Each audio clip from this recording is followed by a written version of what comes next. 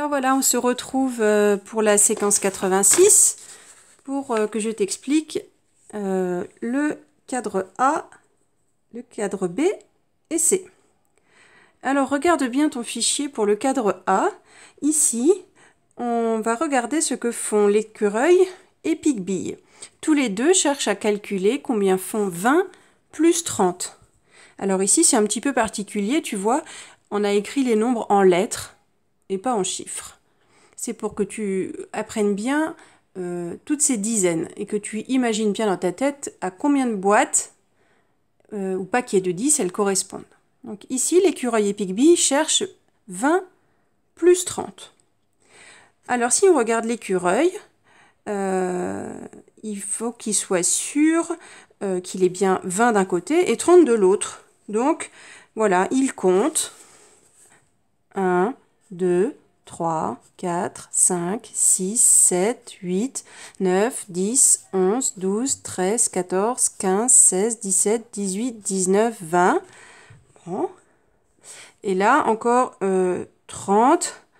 1, 2, 3, 4, 5, 6, 7, 8, 9, 10, 11, 12, 13, 14, 15, 16, 17, 18, 19, 20, 21, 22, 23, 24, 25, 26, 27, 28, 29, 30.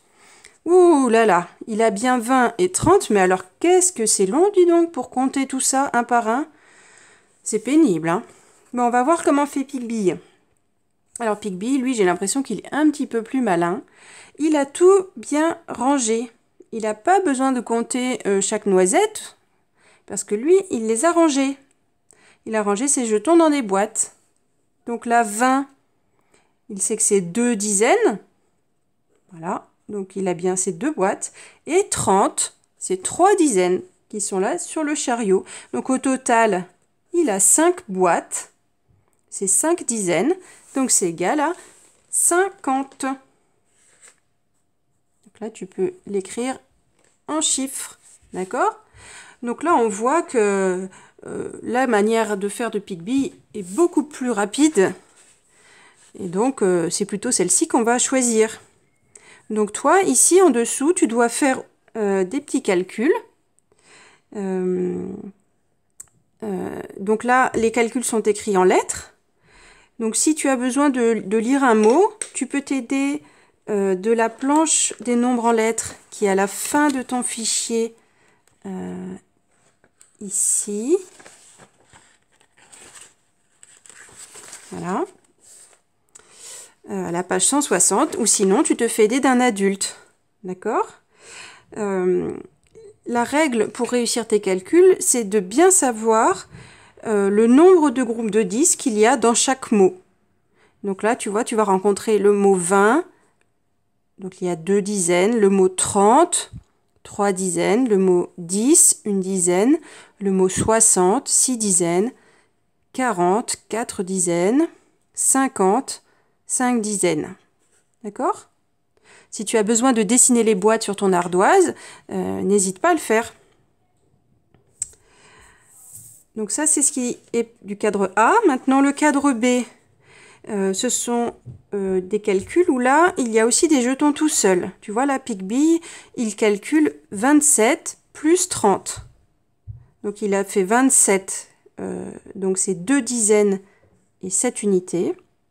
Et 30, c'est 3 dizaines. Donc là, ce qu'il faut que tu fasses, c'est bien imaginer qu'on met les dizaines ensemble. Donc là, on va en avoir 5. Et on a toujours 1, 2, 3, 4, 5, 6, 7 jetons tout seuls. Donc 27 plus 30, c'est égal à 57. Voilà. Voilà comment tu dois faire. C'est mettre ensemble les dizaines. Donc toi, tu dois faire les petits calculs ici.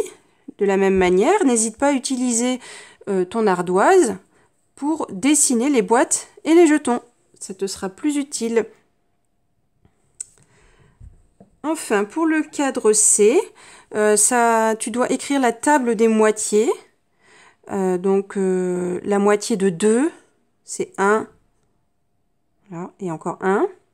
Quand on partage 2 en 2, ça fait 1 et encore 1. Et donc, il faut que tu continues ici avec 4, 6, 8, 10. La table des moitiés, si tu ne t'en souviens plus, tu peux la retrouver dans ton mémo à la page 3. N'hésite pas à t'en servir pour que ça te revienne en tête. Voilà, bon courage pour ton travail et on se retrouve dans la semaine pour la page d'après. À bientôt!